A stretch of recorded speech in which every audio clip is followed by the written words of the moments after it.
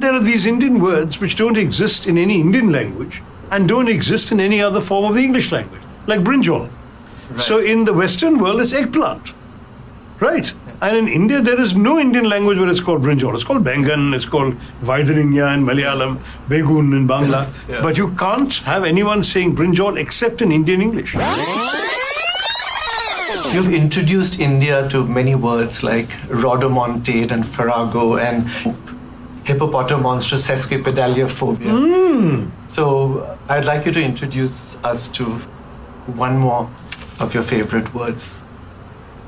Well, you know, when a kid asked me that at a gathering in a school in Trivandrum, I told him the word that I would introduce him to was to read. And he'd come across his own words, and I wouldn't have to spoon feed him a word. But there are lots of interesting words. As you know, yesterday I reminded the nation of a word called snollygoster, which is an 1845 American concoction, meaning a shrewd and unprincipled politician. I had produced it when one particular chief minister jumped ship and went and joined the party he'd campaigned against. And when something similar seemed to be happening overnight on the weekend, I dusted this out and said, latest usage today. So that's one word which I think at least a lot of people now seem to be familiar with in India. Another word that I've been fond of in the sense that I feel it could be used more often, especially in our politics, is defenestrate.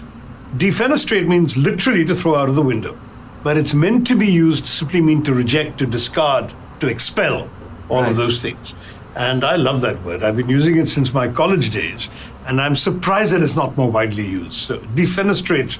Defenestrate the political opportunists from our politics, for example, would be a good thing to do. Are there any other English words that you've invented or would like to coin? No, I coined one or two in the Great Indian Novel. Too embarrassing to mention in public. But they never caught on, so we can But please tell us. No, I can't, not on TV. Oh, okay. This is going to remain on the net as a permanent indictment. Oh, so it's and I coined a slightly naughty word in the Great Indian Novel, which I'll whisper to you and you can go and look it up later, but you won't catch me saying it. Okay, all right.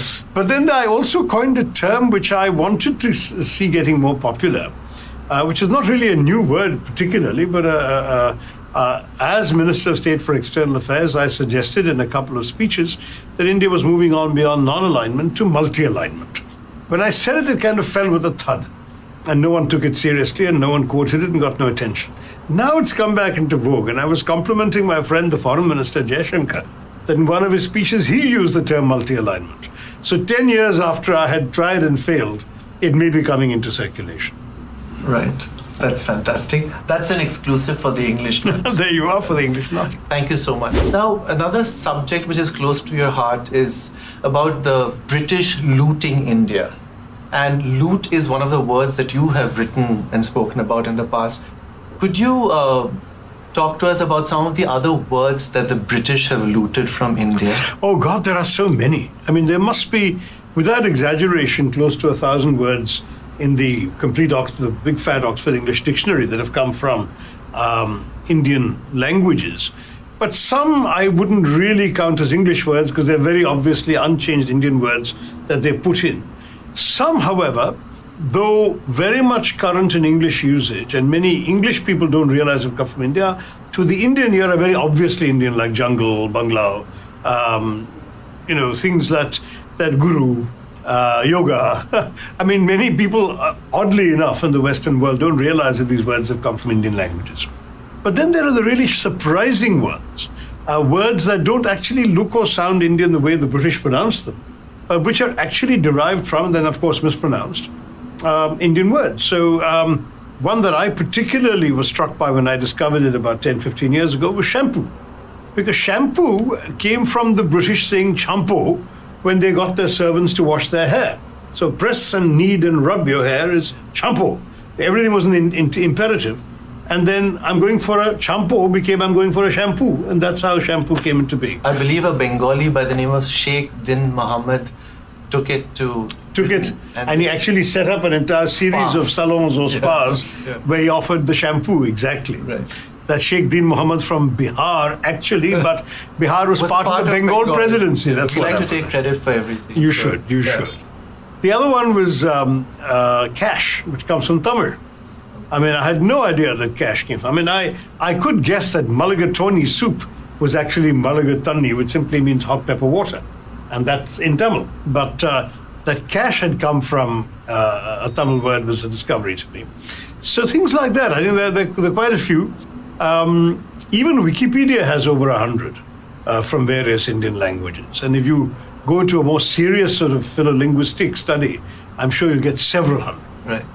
Catamaran is another one. That's again from Tamil kattamaram. In fact, katta is literally to cut, and maram is wood. Right. So that's what a catamaran is from. Yes. And then, of course, if you want to look at kamarband, a very elegant English gentleman wearing something around his waist, it's actually kamarband, you see. Just as, by the way, this may surprise you, when you see pictures of these Mexican revolutionaries like Zapata with bandanas around their head, it comes from bandhana. Exactly. Yeah. And Bandhana. bangle comes from Bangli in Yes. Yeah. Bangles, I think you could guess, no? Yeah. Jungle, bangle, But, etc. okay, do you know the word for a type of clothing which is inspired by the neighborhood of Bombay called Dongri?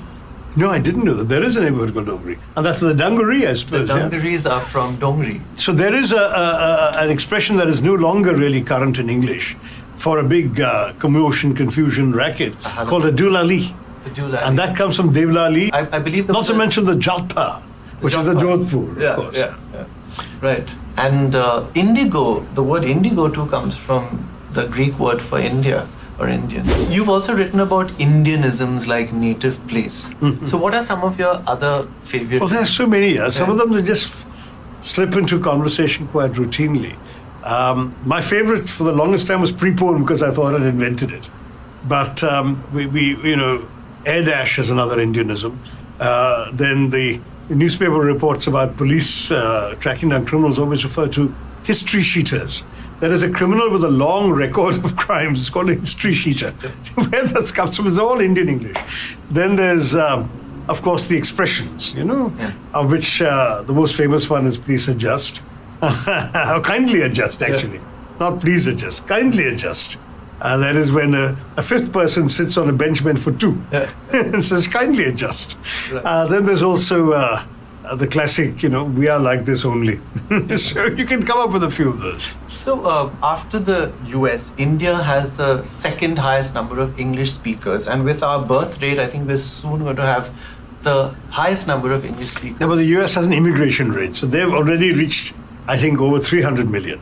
Okay. Whereas our census severely undercounts us. Yeah. So we may find it difficult to have bragging rights over the actual numbers. Right. Because, for example, in the Indian census, I'm not considered an English speaker. Since the census only asked me what's my mother tongue, which is Malayalam, so I'm not listed. They didn't, at least the year that I did the census, there was no supplementary question saying what other languages do you know. So they've underestimated the number. Seriously underestimated. In fact, I think the official census claim is 2% speak English. Right. Which is a massive undercount. Correct. So I would say the reality is somewhere between 10 and 20%, with varying degrees of competence and fluency of the Indian population. Now, if we take that number, then you're looking at about 260 million, which is still lower than America. So, but I think that with our birth rate, we are going to, exceed. All right, good for you and your faith in our birth rate. So anyway, because that brings me to the next question, which I want to ask you. With the growing number of English speakers in India and with our growing influence in the world, do you think that passengers on the London Underground wearing cashmere sweaters will ask other passengers to kindly adjust?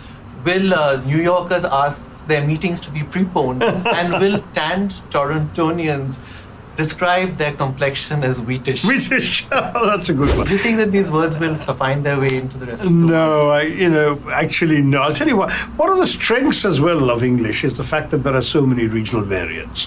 That, there's a very distinctive Australian English, which even New Zealanders can tell apart from a New Zealander's English, though we probably can't. And there are real distinctions between the English spoken around London and the English spoken around Yorkshire, let alone Scotland or Ireland. And all these variations have what makes it distinctive, and therefore Indian English has every right to be as distinctive as Irish English or American English. And it's curious, for example, that in India, at least for the longest time, I've not heard it much since returning to India, but when I left India, people still spoke in furlongs. How far are you away? Oh, it's just a couple of furlongs down the road. But no one in England has used furlong for 100 years.